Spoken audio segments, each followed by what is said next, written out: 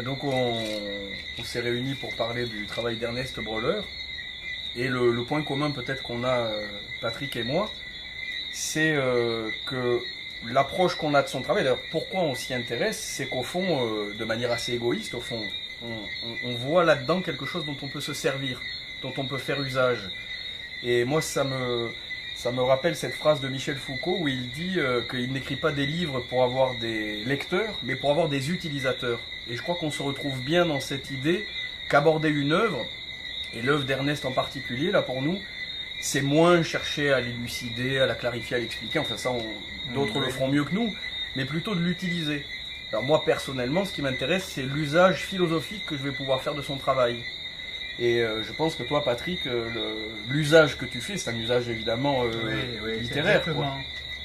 C'est que la chance que j'ai, c'est que j'aborde toujours Ernest en écrivain, donc en créateur, en artiste aussi. Et pratiquement tout ce que je peux fréquenter en termes d'art plastique, ou en termes de musique, ou en termes d'expression artistique, c'est toujours en rapport avec mon propre travail. Et ce qui est extraordinaire avec Ernest, c'est qu'il nourrit de manière absolument prodigieuse, renouvelée, étincelante, énergétique, tout ce que je peux essayer de produire aujourd'hui dans la problématique qui est la mienne. Et c'est pourquoi je n'ai jamais prêté d'oreille au discours de l'artiste. Et quand Ernest dit ce qu'il veut faire dans son œuvre, en général, je ne garde qu'une oreille ouverte et je ferme l'autre. Et je n'ai jamais prêté d'attention non plus au discours analytique ou au discours savant sur les œuvres. Parce que je pense que la pire des pauvretés, c'est d'essayer, à partir d'une œuvre comme celle-là, l'œuvre blanche qui est derrière, la période blanche, c'est d'essayer de la mettre à plat, c'est-à-dire d'enlever les plis et les ombres et d'enlever les mystères. Or, je pense qu'une œuvre d'art, c'est d'abord un mystère.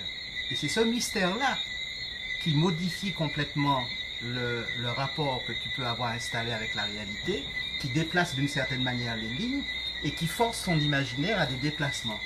Si tu contestes le mystère par une explication, ça veut dire quoi? Ça veut dire que tu fais une explication analytique, ça veut dire que tu refuses le mystère de l'œuvre et que tu ramènes l'œuvre à ta propre explication du monde ou à ta propre explication de l'existence, et d'une certaine manière, l'œuvre ne t'a pas fait bouger.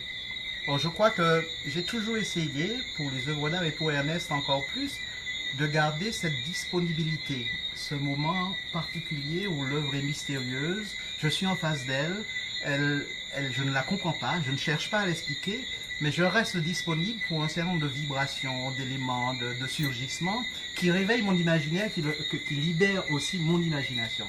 Et c'est ça, me semble-t-il, la meilleure manière d'aborder une œuvre comme celle-là, d'ailleurs comme l'œuvre de tous les grands artistes. Et ce que je crois fondamentalement, c'est que ce qu'a vécu Ernest, quand je vois sa trajectoire, la lecture que je fais, la lecture tout à fait personnelle de sa trajectoire, c'est exactement celle que j'ai pu vivre de mon côté. De côté, on a, avec toute la période Fromager, lorsqu'il fait partie du groupe Fromager, on a une sorte de militantisme identitaire et culturel que j'ai connu, moi aussi. Lorsqu'il fait la rupture avec le groupe Fromager et qu'il rentre dans des explorations intimes, dans la mythologie de la Lune, la série grise, la série noire, et même à celle qui vient après la période blanche, les corps flottants, les Christ, etc., il rentre il rompt avec l'idée d'une identité collective et il va rentrer à ce moment-là dans des profondeurs intimes, dans des mythologies personnelles ou des mythologies intimes qui seront nourries, c'est ça qui est intéressant, qui seront nourries de toutes les mythologies qui nous nourrissent lorsqu'on vit dans des espaces de civilisation, on fait référence à telle ou telle civilisation, on reçoit des mythologies, des légendes, des structurations collectives, et lui il va explorer ces mythologies-là, il va les mobiliser pour entrer dans des processus de libération intérieure et d'exploration intérieure. Donc d'abord le collectif militant, et ensuite la ressaisie de l'individu et la plongée dans des profondeurs intimes. Et ce qui va, pour moi, ce qui va être intéressant, va surgir la période blanche. Quand la période blanche surgit, ça veut dire que d'une certaine manière, il a un peu densifié ce qui lui appartient au plus profond de lui-même, il a compris qu'il n'est plus en train de représenter le peuple créole, le peuple martiniquais, la culture identitaire, etc., qu'il est simplement en tant qu'individu, il doit essayer de trouver des réponses ou des postulations ou des projections qui correspondent non seulement à lui, mais qui sont conformes aux mutations du monde. Et lorsqu'on regarde la période blanche pour moi, c'est le moment où tout s'efface de la toile. Quand on voit toute la période précédente, celle qui précède la période blanche, mythologie de la lune, série grisée, tu vois que la toile est très chargée, il y a beaucoup de références, il y a des corps flottants, il y a des choses comme ça, beaucoup de références mythologiques, des légendes, des archétypes en fait, ce sont des archétypes qu'il mobilise pour sa propre exploration intérieure. Mais quand arrive la période blanche, on a des résidus des périodes antérieures, par exemple les corps flottants, tu vas encore en voir un, qui va commencer à disparaître. Alors on ne sait pas si les anciennes mythologies disparaissent ou apparaissent, en tout cas la période blanche efface l'horizon, et sur cet horizon effacé, commence à bourgeonner des surgissements ou commence à disparaître l'ancien monde. Et j'ai l'impression, je ne sais pas ce que tu en penses, mais dans la période blanche, on a à la fois une sorte de pacification intime.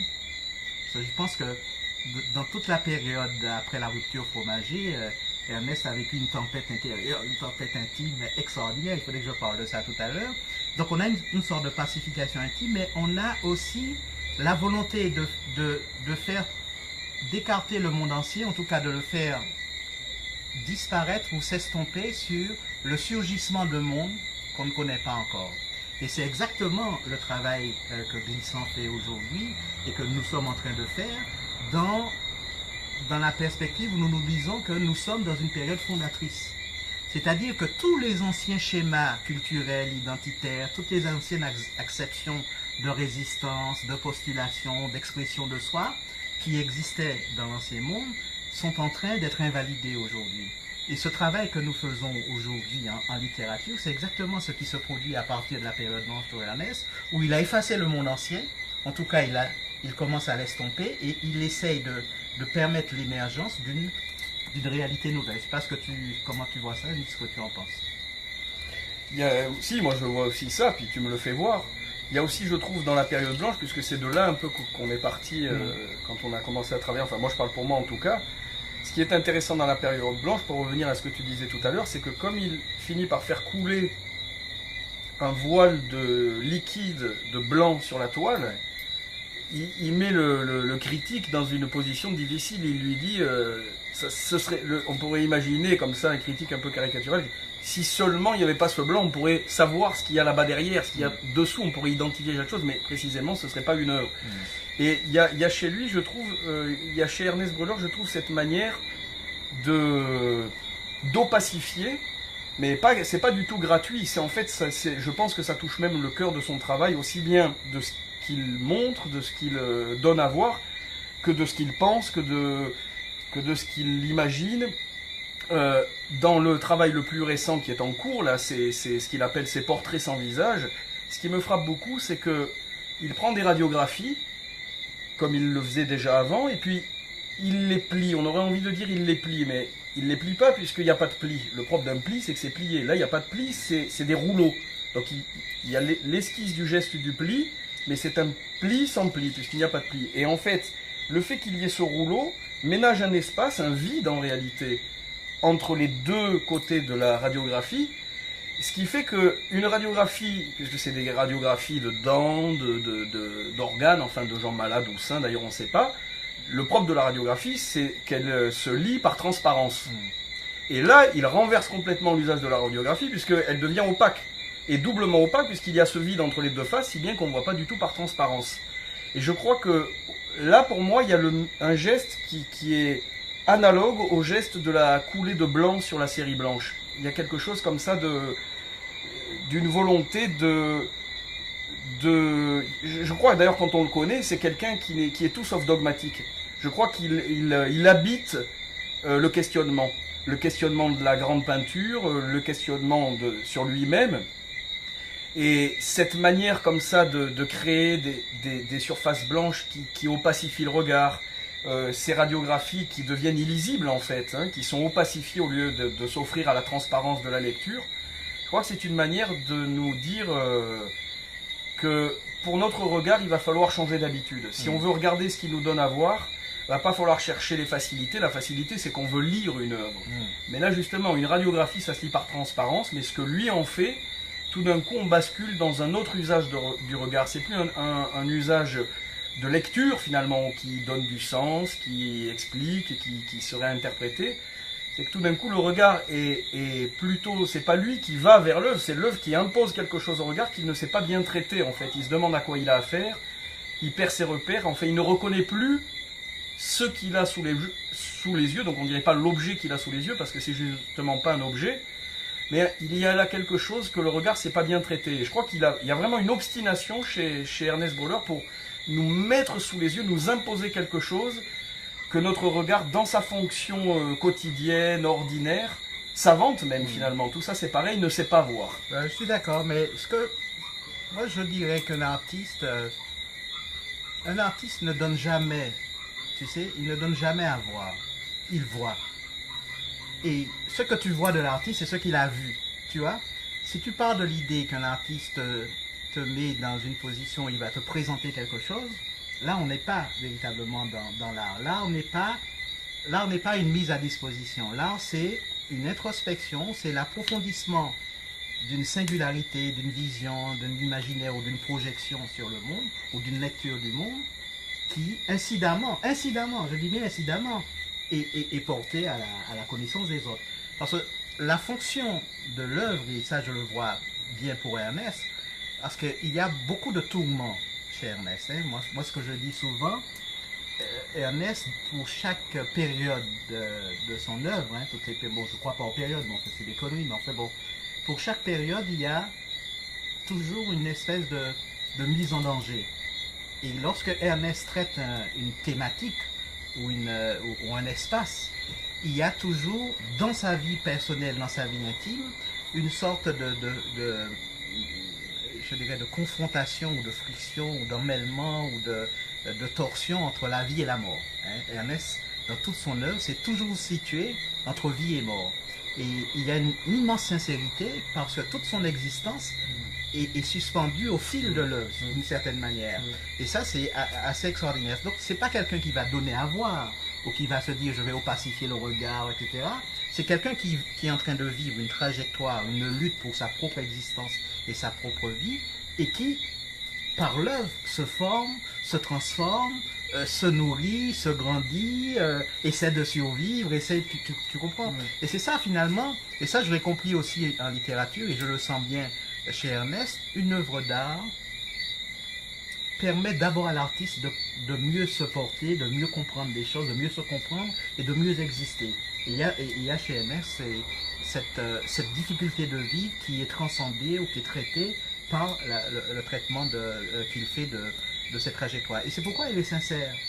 Elle est immensément sincère parce que Ernest a toujours ce positionnement très très fragile entre vie et mort, tu sais.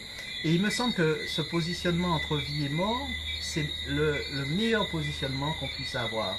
Parce que ça veut dire, dépendamment des questions intimes, ça veut dire qu'il se situe dans le moment où la vie et la mort entrent dans des processus de reconstruction. Et c'est d'autant plus important que pour nous, et je revois la période blanche qui pour moi une période fondatrice, il a compris très très rapidement que l'identité n'était pas une postulation, une sorte d'oriflamme, etc. On va présenter notre identité. Et il a compris aussi que l'artiste désormais est seul. Et que dans les grandes mutations de la totalité monde qui sont en train de se faire, ces grandes mutations qui font que toutes les cultures s'en mêlent, que les individus sont dépris des systèmes communautaires et que de plus en plus on entre dans des processus d'individuation, il a compris que l'identité de l'artiste, c'est une exploration extraordinaire, périlleuse, dangereuse, extrême, d'une profondeur singulière qui va à la rencontre d'autres profondeurs. Et il a compris aussi que nous étions dans une période de fondation et que nous étions obligés d'abandonner ou de relativiser ou de différer non seulement les questions d'universalité, mais toutes les postulations identitaires classiques, les enfermements culturels, les enfermements religieux, pour entrer dans une perspective, d'ailleurs Peirce l'a bien compris lorsqu'il essaye d'exprimer ce qu'il est, Perse va mobiliser pratiquement toutes les cultures et toutes les mythologies du monde. Et Ernest, plutôt qu'il le fait un peu dans les mythologies et dans les séries noires, séries grises, corps flottant, Christ, etc. Mais dans la période blanche, il va se dire que tout cela est estompé, tout cela est présent, mais tout cela devient des traces. Et ça, on rejoint la pensée de Glissant. Dans la période blanche, tu vois, quand tu regardes une œuvre comme celle-là, on a ce que j'appelle des traces, ce que Glissant appelle des traces. C'est-à-dire que derrière, tu sens encore les corps flottants, tu peux sentir encore des présences de corps, etc., des anciennes structurations qui relèvent de la mythologie, mais ce ne sont plus que des traces. Donc, tu ne sais pas si ces choses sont en train d'apparaître ou si elles sont en train de disparaître. Je ne vois pas, tu sais, comme disait Kundera, l'espèce de coulure blanche qui viendrait sur le tableau. Moi, je vois plutôt une espèce de chaos primordial qui se rapproche du blanc, parce que le blanc et le noir, c'est la même chose, et dans lesquels il y a à la fois ce qui disparaît et ce qui apparaît. On ne sait pas si ça disparaît ou si ça apparaît. Et moi, j'appelle ça non pas un commencement ou une fin, mais c'est un incommencement. Et dans les incommencements, on est vraiment à une période de genèse, une période de fondation. Et il me semble que l'artiste contemporain est un fondateur, que l'artiste contemporain a compris qu'aujourd'hui, la problématique que nous avons affrontée, le grand drame, parce que c'est ça un artiste. Un artiste répond toujours à des préoccupations qui sont des préoccupations de son époque, en tout cas à la fois collectives et individuelles. Mais il a compris aujourd'hui que nous étions seuls. Nous sommes désormais seuls en face de cette vaste mutation du monde qui fait que notre espace de vie, c'est pas la Martinique, la Caraïbe, les Amériques, etc., même si le lieu est incontournable, on est toujours de quelque part. Je ne crois pas à la citoyenneté abstraite ou désincarnée au monde, mais notre espace de réflexion, de vie, de conception et de projection, c'est la totalité du monde. Et cette période blanche-là, elle est absolument extraordinaire parce qu'elle crée à la fois disparition et apparition, commencement et finalité, et finalement ce sont des périodes d'incommencement, donc des périodes de genèse. Et ça me paraît tout à fait, et c'est en cela que c'est un artiste contemporain. Et non seulement que c'est un artiste contemporain, mais que c'est un artiste qui vit le tragique du contemporain. Le tragique du contemporain.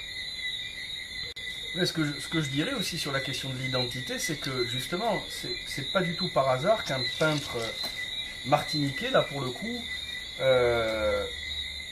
questionne l'identité. Et pourquoi un peintre? Parce que au fond, le peintre, c'est le spécialiste du regard finalement, de qu'est-ce que c'est que voir. Or, la fonction naturelle du regard, c'est justement d'identifier ce qu'on attend d'un enfant quand on l'éduque. C'est un chien, c'est un chat, c'est un vélo. Il doit identifier des formes, etc. Et toute notre vie professionnelle, sociale, scolaire, etc., le développement de notre intelligence vise à développer les capacités d'identification du regard à tel point que voir, ça ne devient plus que savoir identifier, savoir reconnaître. Et tout le travail de Breleur, c'est ça que je trouve moi très fort, c'est d'imposer des images entre guillemets qui justement n'en sont plus, parce que le propre d'une image c'est qu'on l'identifie, c'est justement quand un enfant gagne une image, c'est l'image d'un poisson ou d'une poule, des images qui n'en sont pas, dans la mesure où précisément le regard panique dans sa fonction ordinaire de reconnaissance, il ne sait plus identifier ce qu'il a là. Et dans les portraits sans visage qu'il est en train de faire, il multiplie les détails, il y a des petits bouts de tableaux, on dirait des bouts de drapeaux, de fanions, enfin c'est saturé de détails.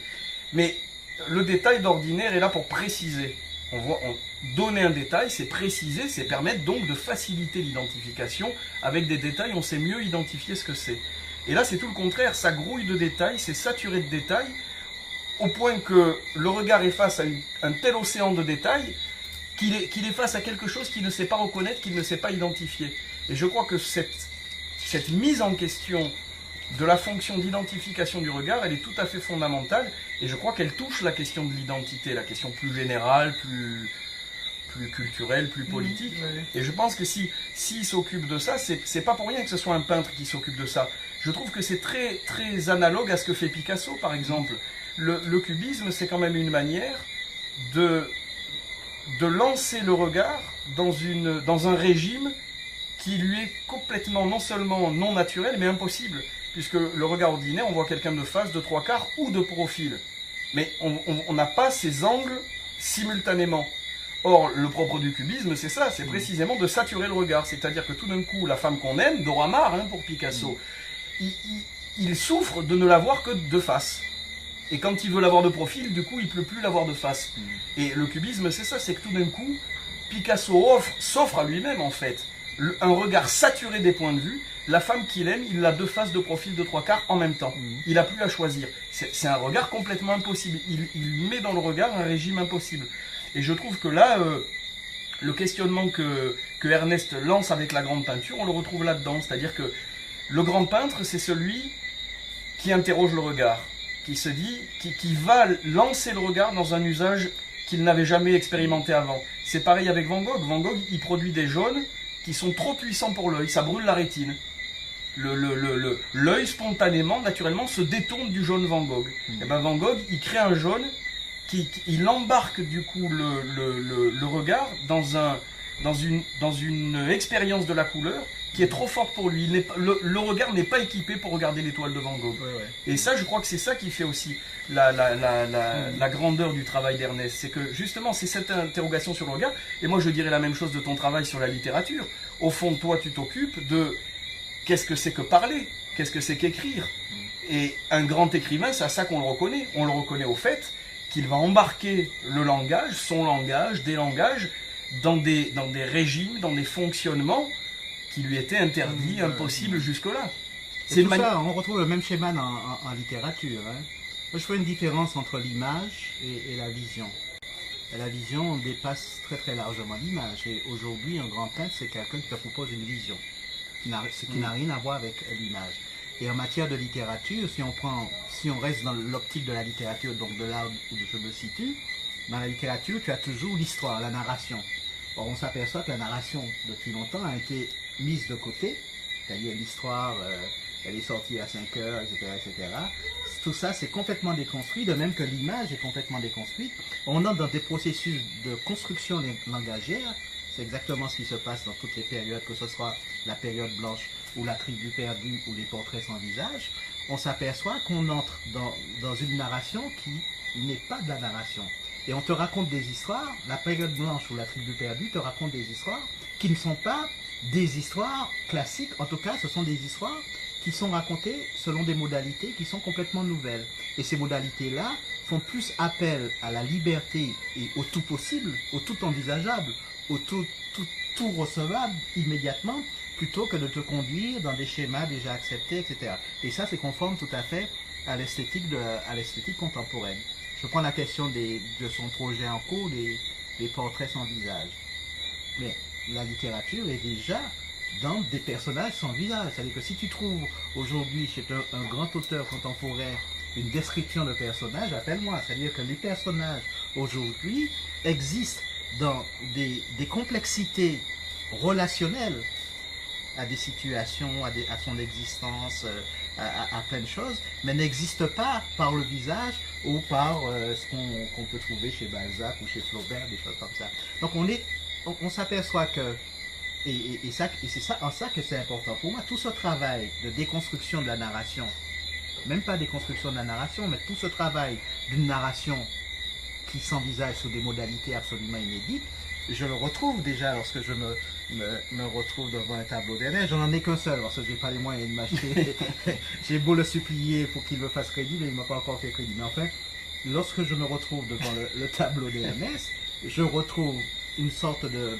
Je suis conforté dans cette recherche qu'il faut dire, il faut raconter, il faut fonder, il faut voir selon des modalités totalement inédites. En tout cas, pas des modalités descriptives, imagées, etc., mais selon des modalités qui relèvent plus, je dirais, de la totalité et de la complexité.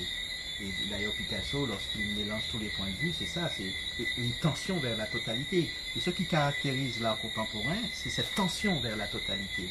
C'est-à-dire qu'aujourd'hui, c'est pareil un petit peu pour les langues. L'écrivain construit son langage en présence de toutes les langues du monde. Et aujourd'hui, un artiste, un grand artiste comme Ernest, lorsqu'il construit sa vision, il construit sa vision avec tout ce qui lui est donné comme possibilité artistique, comme narration, comme déconstruction de narration, comme projection de narration, etc. Et là, je pensais justement à ce que fait Charlie Parker lorsque Charlie Parker est rentré dans la déconstruction totale, non seulement du ragtime, mais du bebop, etc., il rentre dans des processus narratifs qui sont absolument stupéfiants. C'est du Charlie Parker. Et lorsque Miles Davis va arriver avec cette espèce de sobriété de la note, il va laisser jouer les silences. Hein. C'est-à-dire que Coumbesi, déjà, lui, il a permis d'utiliser l'espace. C'est-à-dire qu'il pouvait jouer, laisser un moment passer, puis reprendre un petit peu. Donc, l'espace-temps, il a maîtrisé. Mais lorsque tu vois un tableau comme celui-là, ça veut dire que le jazz est là. Que tout ce qui s'est fait en littérature depuis Joyce, Proust et Faulkner, c'est là aussi. Et tu vois, c'est extraordinaire. Il y a, chez un grand artiste contemporain confronté à l'énigme de la totalité monde, il y a une mobilisation consciente ou inconsciente de toutes les possibilités artistiques et de toutes les avancées artistiques qui se sont faites à son époque. Qu'il l'interroge, qu'il confronte, Et ça, c'est intéressant parce que moi, je pense que la littérature contemporaine doit se faire dans un, je dirais, un univers de littérature, de toutes les littératures. Et je suis assez frappé de voir comme Mayanes, lorsqu'il construit ses projets, il y a toujours la présence de tous les autres. Il ne fait jamais comme s'il était le premier, mais il mobilise, hein, même dans le prochain projet en cours, les portraits sans visage, on a des miettes ou des détails qui viennent de toute la grande peinture du monde. La grande peinture est à ses côtés. Ce qui a été fait est à ses côtés. Et on s'aperçoit que c'est ça qui caractérise la fondation. La fondation, c'est pas la table rase de ce qui a été fait. Au contraire, la fondation, c'est on se nourrit de tout ce qui a été fait. Tout ce qui a été fait est présent. Et c'est à partir de cette présence-là que l'on construit la projection qui, à mon avis, est déterminante. Et là, on a vraiment affaire à un artiste déterminant. Tout à fait. Ce que j'ajouterais, c'est que l'artiste qui va convoquer comme ça l'histoire du monde, finalement, le peintre qui convoque l'histoire de la grande peinture. Mais il ne le convoque pas à la manière imbécile. Voilà, hein, c'est ça. Universelle, les grandes références idiotes, puis, etc. voilà, puis il pas le sous convoque forme de manière citation. déconstruite. Voilà. Et c'est ça qui est fort, parce que ça veut dire que, un peu comme on dit, la culture, c'est ce qui reste quand on a tout oublié. Le monde, c'est ce qui surgit de ton œuvre quand le monde n'est pas formalisé ou explicité en termes de culture ou de référence savante, mais lorsqu'il sert à l'énergie de ce que tu produis, quand le monde devient énergétique. Oui, puis je trouve que je trouve que chaque peintre, et Ernest en particulier, il a une manière de peintre de convoquer justement cette histoire du monde, et en particulier cette histoire de la grande peinture. C'est-à-dire que il ne s'agit pas juste de citer, etc. Ça, ce serait finalement assez pauvre. Puis ce serait finalement, on serait en dehors du travail de l'artiste. C'est que il dit lui-même que de Francis Bacon, qu'il triture la ressemblance, que Bacon a trituré la ressemblance. C'est tout à fait ça, c'est très bien dit. Mais je crois qu'il faut lui retourner le compliment. Ernest lui-même fait subir à Bacon ce genre de traitement et lui-même triture Bacon. Ouais, c'est bien. Et c'est en triturant Bacon que vraiment, là, il se passe vraiment quelque chose. C'est une vraie manière de convoquer. C'est pas une référence extérieure, savante, etc., qui n'aurait aucun sens. C'est vraiment un usage entre peintres, quoi. Les peintres se reconnaissent, ils se font des sales coups, etc. Mais ils parlent de la même chose, ils sont dans le même monde. Et moi, c'est ça qui me frappe beaucoup, parce que effectivement, on sent que Rembrandt est là aussi, tous ces corps sans tête. Là, tout d'un coup, les têtes reviennent dans ce nouveau travail, les portraits sans visage. Alors, tout d'un coup, les têtes qui sont absentes depuis 20 ans, depuis 30 ans, il n'y a pas de tête chez lui, c'est que des corps décapités depuis la mythologie de la Bible. Maintenant, il n'y a plus que des têtes. Ah oui, mais il n'y a pas de visage. Bon. Là, on sent qu'il convoque Rembrandt. C'est quand même Rembrandt qui a dit, mais si on peint la tête c'est un objet d'anatomie, c'est la leçon d'anatomie, etc. Donc il n'y a plus une tête sans âme, une tête sans pensée, une tête sans visage finalement. Chez Rembrandt, on a des têtes sans visage. Donc du coup, hop, il se lance dans ses portraits sans visage. C'est une manière de convoquer Rembrandt, mais là où c'est très fort, c'est que ce n'est pas une citation comme ça explicite ou même plate, creuse. C'est qu'au fond, ce que voit Rembrandt tout d'un coup, c'est-à-dire ce siècle de Descartes, où tout d'un coup la médecine fait de grands progrès, l'homme-machine n'est pas loin, etc. Donc où, tout d'un coup il y a les derniers sursauts métaphysiques de Descartes pour sauver l'âme, ben, elle y est cette angoisse chez Rembrandt. Et cette angoisse, on la retrouve telle qu'elle dans ses portraits sans visage. Oui, mais le contexte est différent. Moi je crois plus dans l'absence de tête et de visage je vois plus une complexification de la notion de l'identité.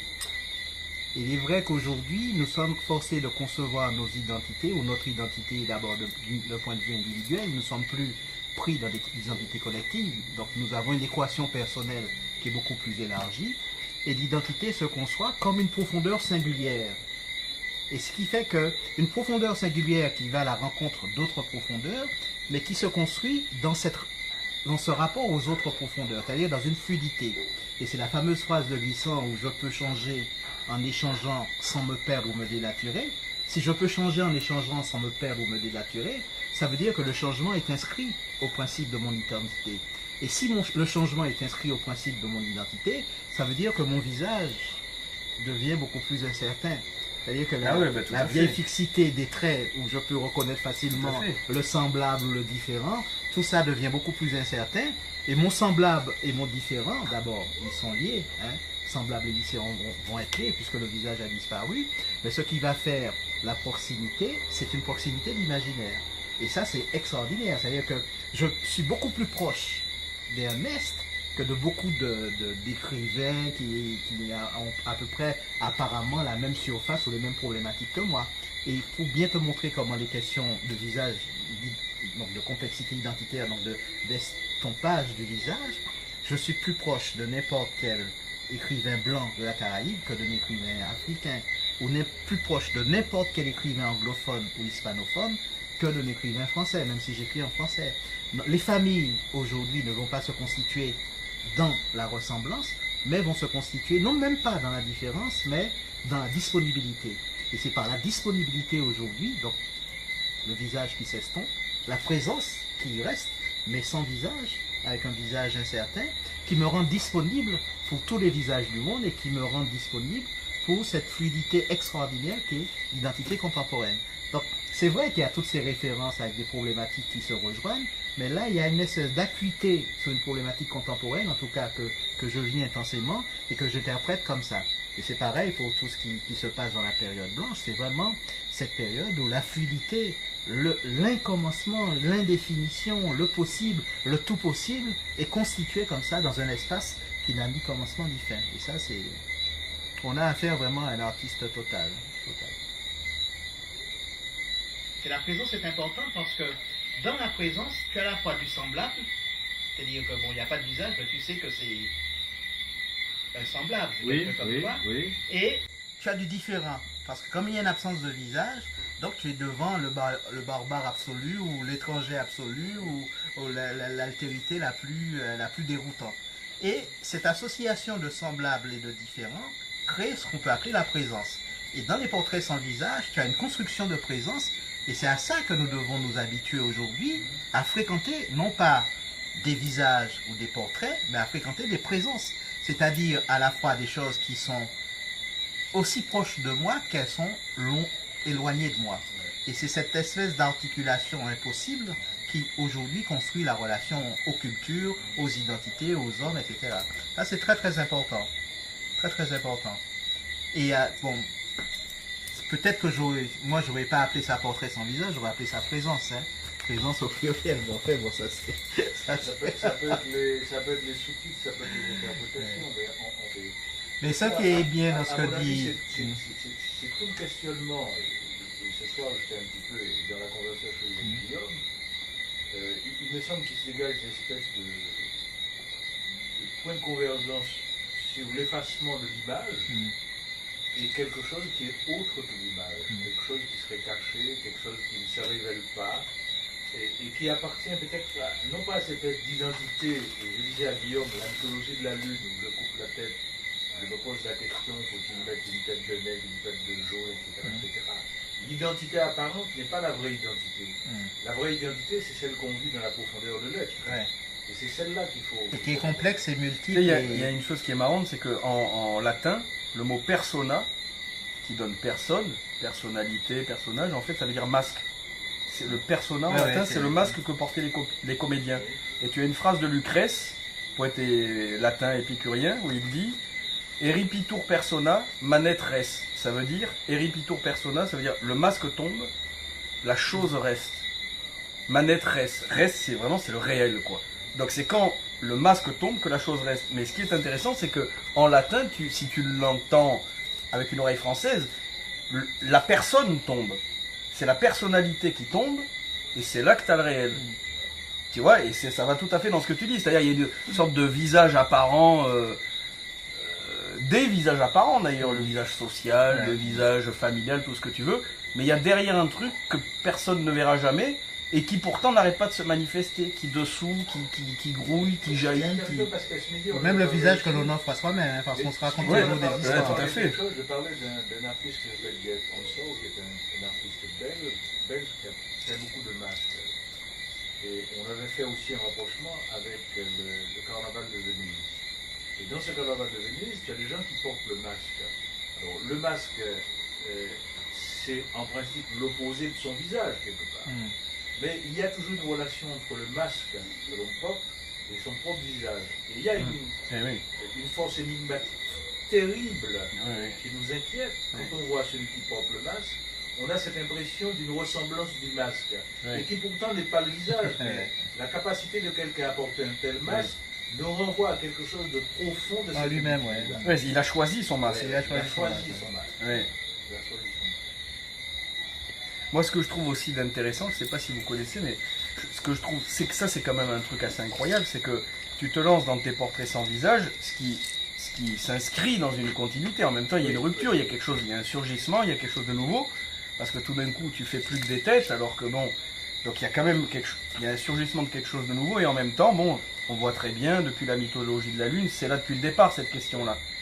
Et moi, ce que je trouve assez intéressant, c'est de voir le travail que fait Jean-Luc de la Garrigue, le photographe, donc martiniquais, son travail récent, La Jean de Pays, où tout d'un coup, lui, il travaille sur des visages, donc il ne fait que ça même. Alors là, c'est des portraits de visages, et en même temps, si on regarde un peu mieux son travail, si on ne le regarde pas juste comme ça à premier abord, on s'aperçoit que lui-même, il est dans ce travail.